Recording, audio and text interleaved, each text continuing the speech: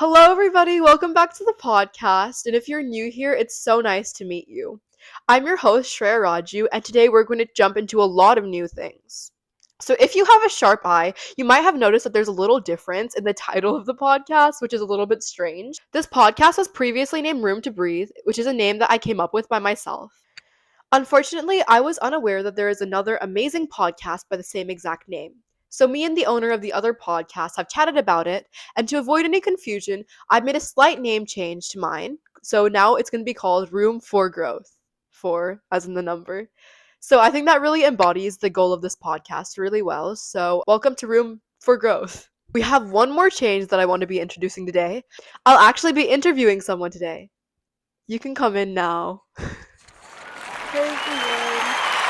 So, I want to introduce a very awesome, beautiful, intelligent, brilliant, insert another great adjective person here. My very best friend, Sarah Isaac. Hi, my name is Sarah Isaac. As you know, Shreya is like my best friend ever. Just to know me a little more before we get into this episode, I'm so glad to be here today, by the way. I am a Christian girl who is currently a sophomore, and just some hobbies. I love to play volleyball. I've been playing since 7th grade, started club last year. And I've also played the piano, which I've been playing since I was like 5 years old. I'm really glad to be here today and just to be on this episode because this is such a big thing.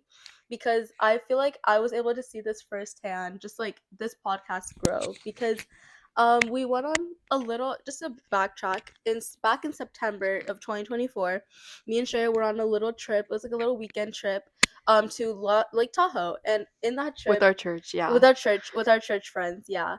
So we were there, and then she was telling me about how for a passion project she wanted to start a podcast. So this was the podcast idea. I remember really hearing about it, but I couldn't see it coming to life because just school happened, life happened. But being able to see it happen now after almost a full year later is so cool. And I feel like I've seen Shreya grow so much. And I feel like she started this at the perfect time. And I feel like this podcast is going to be a blessing to everyone that hears it. So, yeah. Sarah is literally like my best friend in the entire world. Like, I don't know how to express that properly. Like, she is one of like the kindest, most talented, and most supportive people I've ever met. Yes, as she said, like this girl is literally the first person I told about my idea. And this podcast literally would not exist without her kindness, her support, and her genuine love for me. Like, she literally supported me every step of the way. Even when I was like burning out, she was like, Shreya, you love this, keep going. And there's nobody else that I'd have here as my first guest. I love you so much, Shreya. So now I'm gonna tell the story of how we first met. We met when I was like 12 and she was 11, and like, girl, that's like a 1 year age gap. But like, I remember seeing Sarah as like a little kid, like a baby compared to me, and like it was a little awkward. We didn't really want to talk to each other. Low key, my mom, like, okay, obviously we did, right? Because it's like we both really didn't have that many like close friends, Yeah. like at church.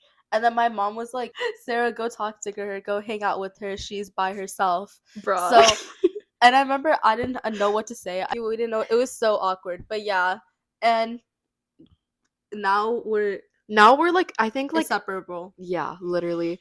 I think like around 2 years ago, like before my freshman year, before her 8th grade, like we went on a trip with the church together and we connected so much emotionally, and ever since, like, we've just been best friends. And then, little side note, like we've been best friends, but last year I moved and I'm literally her neighbor now, so we're even more even more seeing each other all the time. I literally walked over here and it was a less than 2 minute walk from my house. So blessed. Oh my gosh. Okay, so to get a little serious, today I'm going to be interviewing Sarah on something very personal to the both of us. About 10:30. So this topic is our experience growing up as Indian girls, from the highs to the lows, in a foreign country, which is America. So let's just get into it. Sarah, can you tell me like your background? Like, were you born in America? Like, if you didn't, like, when did you come here, etc.? So I was born in Tamil Nadu, which is a state in India. I moved here when I was like 2, so basically it wasn't that much of like a culture change for me, if I'm being so for real. Like, I basically grew up Literal baby, yeah. Yeah, so I was like basically raised here. So yeah, that's kind of my background. So I just want to ask you, like, starting from like the time where you were very little, is there anything that you experienced internally, like regarding like your race or your own Indianness?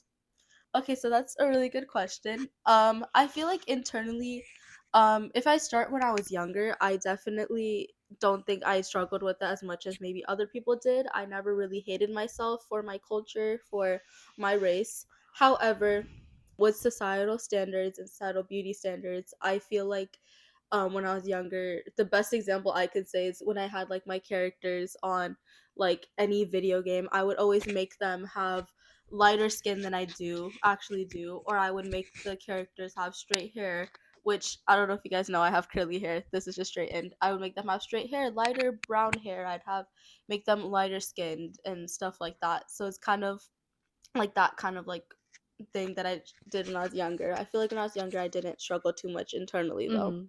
Thank you for that. So you obviously know this, but I'm also Indian. I'm South Indian. I'm Malayali. Where I descend from is very close to where she descends from. So yeah, we kind of are in a similar boat. But I do think that's very much a brown girl canon event. Like I think literally all of us have experienced like if we had to draw ourselves or if we had to make an avatar representing ourselves, we would always try to make it more white without Mhm. really noticing it. Like if I had to draw myself or make a Roblox avatar or something, I would always see myself like giving it blue eyes or light skin or blonde hair without even realizing it. So I think that's a big thing that we're kind of just pressured to see that like our own features are not as desirable or something, even as Mhm. kids. So my next question for you is like at a very young age, like maybe in like elementary school, did you through anything like regarding colorism, etc.? Okay. Yeah. That's a really good question. I definitely did because when I was younger, I went to a K through 8 school, and in Mm-hmm. that school, I was maybe one of the only Indian girls there, and I was definitely the only dark-skinned Indian girl that went to that school. So, going there, with main center of people either being just all lighter skinned, it doesn't matter really what race they were all lighter skinned, very little Asian population. So over there, I definitely struggled with people being racist to me while being maybe like 5 or 6 years old, people coming up. I remember I was a very outgoing, talkative, extroverted, would talk to anyone kind of little kid. So I would go up to people and be like, hey, like, can I play with you? And I remember so distinctly, it was a kindergartner. I was in first grade. I said, hey, do you want to play? And she said no. And I was like, why? And she pointed at my face and she said, because you have a black face. um i I was crying to the teacher about that, but it's generally, I don't think it affected me too much. There was just comments like that happened. That was just one example. There's so many examples. Maybe mainly until like just elementary school in general, the blatant racism, because as we know, little kids are very blatant. They will say whatever comes to their mind, which is definitely something that I don't think any little kid should go through. I know this is very normalized thing, very common. I don't think that should be normalized common at all, but it was definitely how my elementary school like years were regarding like racism, colorism, and stuff like that. That is just so heartbreaking that just like a baby, like a little 4 or 5 year old can express such hatred to another kid for something that they can't even control. And I'm so sorry you had to experience that. I know you said that it didn't necessarily affect you as a young child, but how do you think now that you're understanding it? How has it shaped you or changed you as a person? Now looking back at it, I definitely should not have let a lot of things slide. However, I feel like I'm really glad that I didn't take it to heart, because I feel like if at that young age, if that much racism was coming towards me, and if I took it to heart, that would have definitely tampered on my mental health. I definitely would have struggled a lot more than I actually did. So I'm very grateful that I didn't take anything to heart. However, looking back on it, it's just kind of sad to see saw me as different. I feel like that's just really sad. But yeah, once again, I'm glad I didn't take it to heart when I was younger, and it didn't affect me negatively in any way when I was younger. So yeah. That is just really inspiring, how you were able to just like push through that even as a little kid. And I think even now, like Sarah and I have discussed this topic many times, and she never really takes it as a thing like where she's like just crying about it or being dramatic about it or anything. Like obviously, like I'm not saying that people who are upset about their experiences are being dramatic, Mhm. but what I mean is that like I feel like if I was in her shoes, if I went through that as a kid, I would have just completely been broken down because of it. But I think Sarah takes it in a different light and she uses this to become a stronger person, and I think that's really beautiful. So my next question for you is, has your relationship with God affected your idea and image of yourself in a positive way? Because I know you're a Christian woman. Mm-hmm. Sorry. A 1,000,000,000%. I feel like it's so comforting to know that God, if you think about it, God made us all so uniquely. He's such a powerful God. He's such a beautiful God. He's such an almighty God. He has so many million other things he could be doing. Yet he took the time and when I think about it, he sculpted me so perfectly into the person I am today. All these features, my hair, my skin, everything is just stuff, my personality. He handpicked that for me. So just knowing that I am his child, who how am I supposed to say that I hate myself or hate any aspect of myself when the powerful God has made me and told me that he loves me and he made me in his image. And God is so beautiful, so to the point where if I even look like 1% of God, that is more than enough. So yes, I think that my faith has definitely helped me throughout how I see myself. That is such like an amazing and beautiful answer. And as a fellow Christian, that's just so inspiring to hear from a fellow young girl. I agree with Sarah so much. I feel like in my life I have faced so much insecurity like about myself in general. And I think just remembering that God spent like 9 months on us, just having that faith and knowing that like we weren't just mistakes, that has helped me so much. And I know everybody watching this may not be religious, but I think you can remember, no matter what you believe, that you are special and you are made for a reason. I think we just mentioned that both of our families weren't necessarily stereotypically like that idea of trying to push these physical expectations on us. They're always very kind, supportive, and just Mm-hmm. like give us a bunch of love. So obviously we're very privileged in that manner. But still, even though we have like that protective shield from our parents, we still have both faced some level of hatred for ourselves because of us being Indian somehow. Mm-hmm. So, where do you think these little pressures of society have played into your own life? Really good question. I would love to say, first of all, I'm very thankful that we were able to grow up in families that are so Yes. loving, supportive. To answer your question, one thing I can definitely say that has I've seen myself differently is my curly hair. I know my hair looks straight right now. It's because I've been straightening it for the past 2 years. However, when I was younger, I obviously had my curly hair, but my mom, shout out to her, I love her. She did not know how to take care of my hair because it's not very common in India, or it wasn't at least then, to get curly hair products and style curly hair properly. What they would do is they would brush it out, and once they realized that it's brushed out and it looks big, it was titled as unmanageable, like wild, Frizzy. frizzy, poofy, puffy. All that is how I saw my hair. Even at the young age of 6, I remember thinking, when I turn 18, I will get my hair permanently straightened. And I feel like that's kind of sad to think of now, that I was such a young age and I was thinking that. I feel like that was definitely a beauty standard that I saw as a big one, because I saw all the other girls, they had straight hair that they would just comb through. There was no frizz. Actually, straight I got my hair straightened was I went to a salon when I was 11, and I got a haircut and my hair was straight. I got That was the first time I generally saw myself as not just looking in the mirror and being like, "Oh, that's a reflection of me." Instead, I saw myself as, "Wow, I look really pretty." This is kind of disgusting to admit, but I felt so pretty in my straight hair that I don't think I washed my hair for 3 weeks because I wanted that straight hair to last. Because at this time, I wasn't allowed to straighten my own hair. So when I got it done at the salon, it would have to last me as long as it could. Going through that, I started straightening my hair by myself at 13. So for the past 2 years, I've been constantly straightening my hair.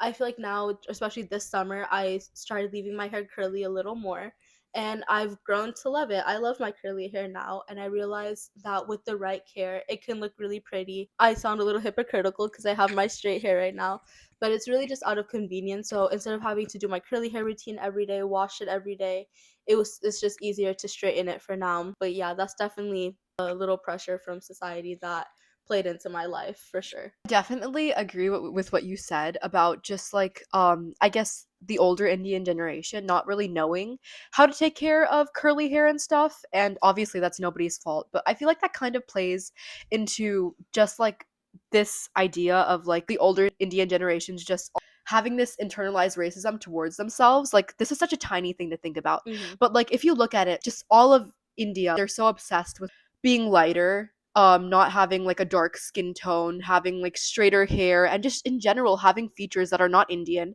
that are more Caucasian and white than anything. People don't really understand how to take care of curly hair, and they want it to like, they just want to brush it out and make it look as straight as possible and just say, pass it off as like, oh, your hair is frizzy and thick or whatever. And growing up, I didn't have as much of curly hair as I do now. It used to be very straight until like I hit puberty. I don't know what happens, but it used to be very frizzy and like wavy. And even back then, I remember just thinking it was like not as nice as straight hair. So it was just like a thing that like I guess I didn't really like about myself. And I think a lot of Indian girls have had to go through that, and Indian guys as well. I think it's just like a little thing that we have to come to accept about ourselves. I'm really glad that you've come to terms with your own curly hair and that you've kind of just found this point where you can accept it and love it, and not just like feel the need to straighten it. Like obviously I'm not saying like if you choose to straighten your curly hair and you like it better like that, you're like evil. I think the biggest thing is like we should have the choice. Like nobody should feel Mhm. pressured into having to need straight hair. Like if you like it, like whatever, it's not a big deal. Like do what you want. Mhm. But yeah, I think it's really great that you get to make that choice instead of feel like you feel ugly unless you do that thing. Yeah. Another thing that I want to add on to this topic is that both Sarah and I, like as we've just acknowledged a bunch of times, we've grown into very protective and cared for lives because of just the privilege that we've had to have just loving and caring parents. But I was just thinking about something like this is a small example. My mom is really pale, and I'm like a little darker than her. Like obviously like that's like nobody has brought that up like literally ever in my life. But I'm just thinking like if I was born in an earlier generation, or if I was someone else's child and I had this, it would be something that is just like pointed out. And there are so many girls today and guys as well who just have to go through this colorism, even from their own family, just being ridiculed or made fun of from something that they can't choose and just put down about a feature that they should know is beautiful. So I think it's just important to have awareness about how many people are just judged and hated on for something that they cannot even control. Okay, so the next thing I want to move on to is a new section, and I want to talk more about American media and Indian representation. So I think growing up, I genuinely like watching any shows or movies or anything. I could not really name any Indian character that I can think of from my past that was represented back then. If any character is represented in like American TV or like foreign TV and that character is Indian, I feel like it's very inaccurate. And obviously, this is a very tiny thing. You guys might be wondering why I'm bringing it up. But I feel like just being a child and never seeing a character that looked like me or did the same things that I did or eat the same food as I did, that kind of just made me feel like different or undesirable. So I think it does have a bigger impact than we actually know. Um, so I want to ask you, Sarah, what do you think about American media or just media in general's portrayal of Indian characters? With everything you said, for the to answer your question, I think it's not good at all. Especially as you guys know right now, a lot of Indian hate is going on right now all across TikTok, Instagram, you name it. If there's any TikTok audios or clips that they're taking about Indians, and they're just being so racist towards them, and it's so normalized. One thing I can definitely say is a big example though. I recently came across on my TikTok that there's a movie about an immigrant family from India moving to the United States. And you hear the concept, it's like, oh, that's such a cool movie. It's not. It doesn't represent anything. It is a movie made to mock Indians. It is a movie that is made for laughs and jokes because they think it's funny to make them all have an thick Indian accent. I'm not even going to go into detail about the movie. It's just it's made to mock and to make fun of Indians. Especially right now, Indian culture is not represented at all in a good way or in an accurate way right now on any media. I saw the movie that you were talking about on my TikTok as well, and obviously not going to go into many details, but this movie is not just a comedy. It's not just poking basic fun at our culture. It's a complete mockery of it. Worst thing is that like if you look at the comments and stuff, nobody is like this is so wrong, that's Mhm. racist. They're all like, "Oh my gosh, that's so funny." Uh-huh. Like And this movie is literally popular right now. It did well and it's still up right now.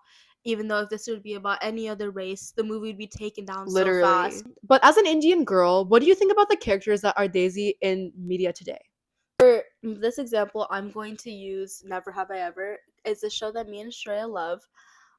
This show, obviously it has the lead girl as a Tamil girl, so South Indian. We have some South Indian representation Representation. because I feel like media, when they think of India, they straight up go to North Indians, Punjabi. So it's really nice to see South Indian representation. This show is a really good show, and I feel like it does represent culture in some way. And as a high school girl that is Indian but living in America. However, I feel like they misrepresented India a lot. She would be praying in her religion. She would be praying about a white boy. She'd only like white boys. Her cousin, arranged marriage is very common in India. However, they made the cousin go through a forced marriage, something that is so misrepresenting the Indian community and culture. Although the show does do a good job of saying her character development, only under Indian guy in the show, they made him a complete mama's boy and ruined his character. I feel like it just reinforces stereotypes that shouldn't be there. I agree with you. As Sarah said, both of us love this show to death. It Hmm. is honestly such a great show. The premise is kind of just again about this Indian girl who is living in America. Her father has recently died, and we see her coping with it.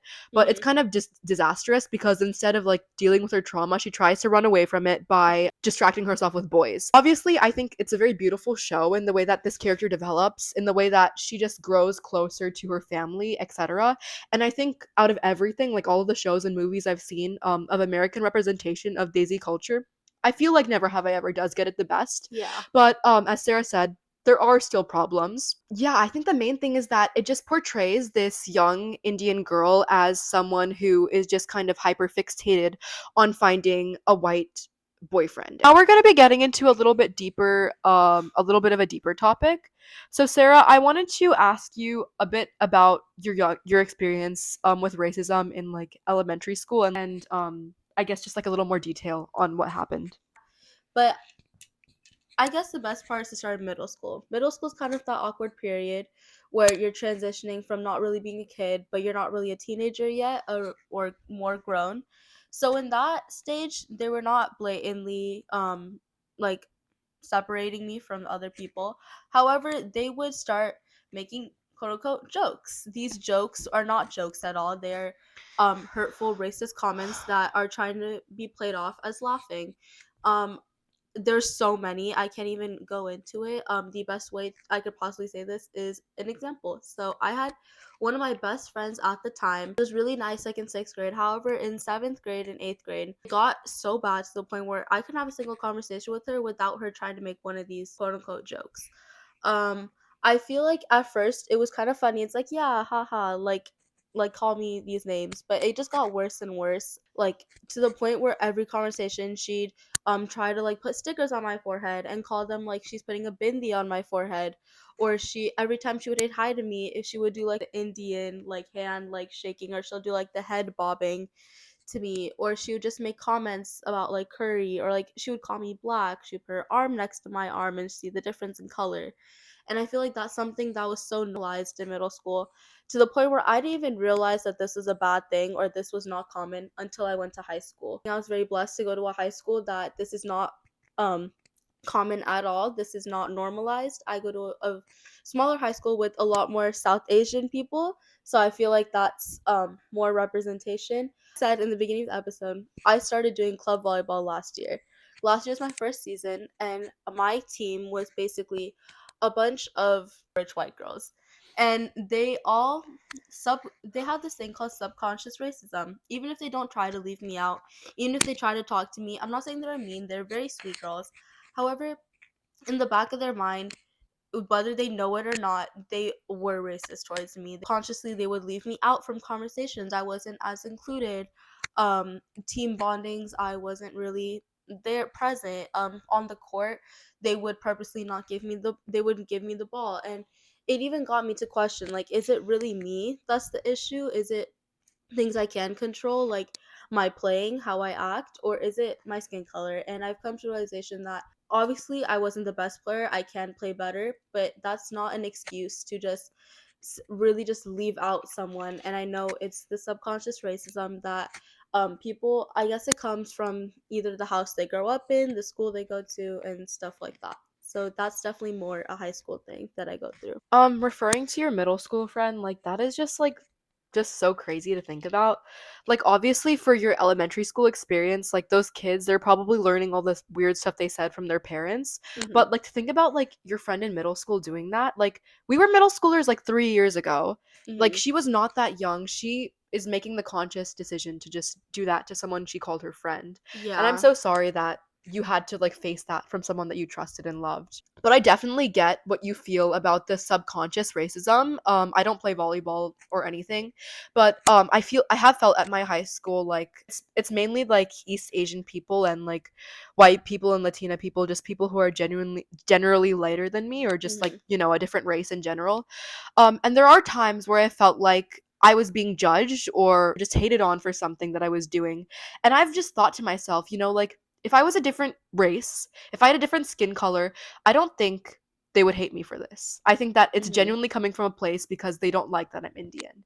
Mhm. And I think it's just so hard sometimes. Like you have to think like, am I doing something wrong? Am I a bad person? And am I annoying? Should I change myself, or is it just are they hating me for something I can't change? Are they hating me because I'm Indian? So I know where you're coming from, and that's just really hard. Okay, so we're going to move on to one of the last parts. It's going to be very brief, but I want to talk about the casual racism that's going around, especially on social media Mhm. nowadays for Indian people and Desi culture.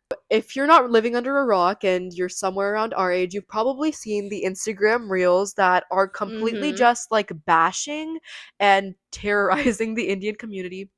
I know these are all seen as jokes, but a lot of them just go way too far.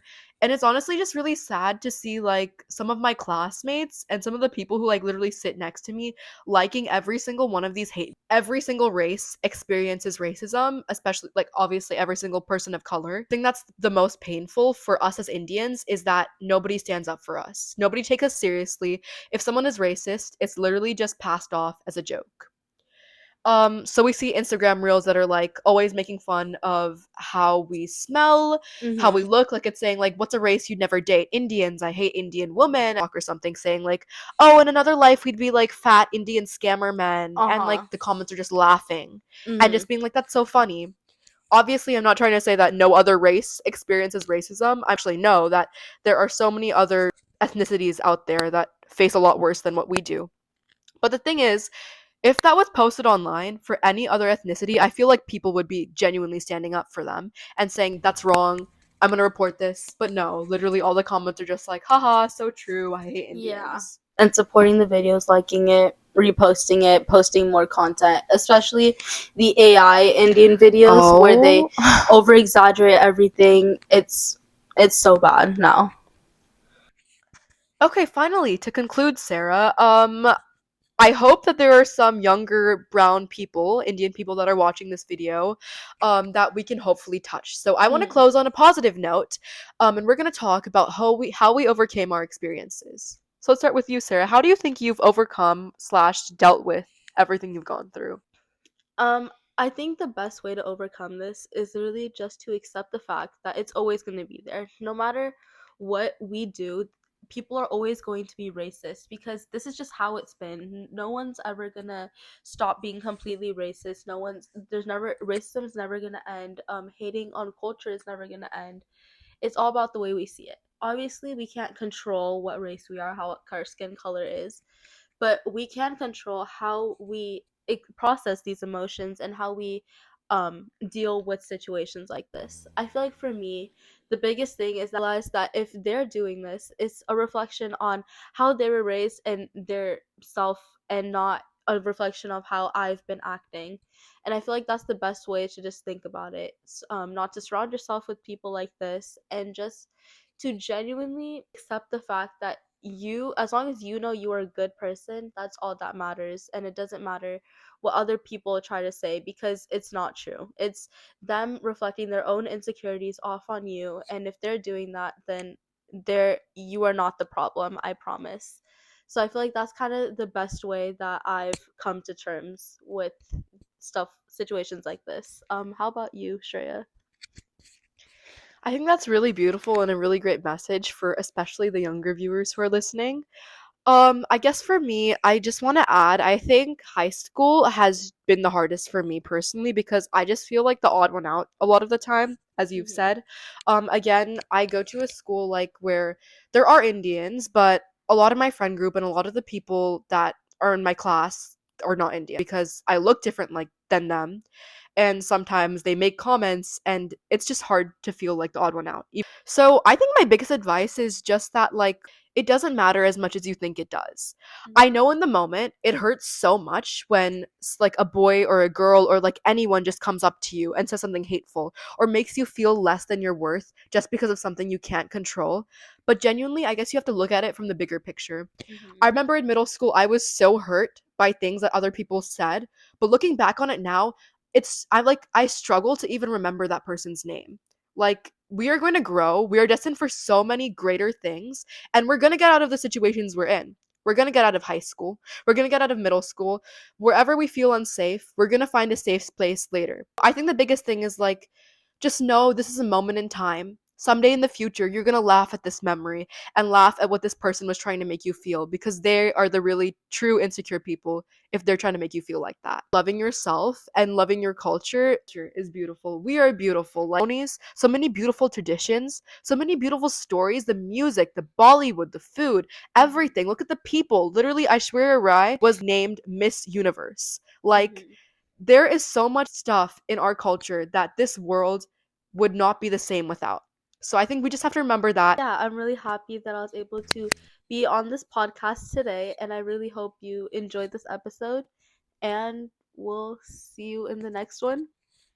Thank you guys so much for joining us. If you like this video, please remember to subscribe, share this video with your friends, podcast on all its socials. Everything's linked in the description. Mhm. And if you really did like this video, please leave a comment. We both would love to read it. Yes.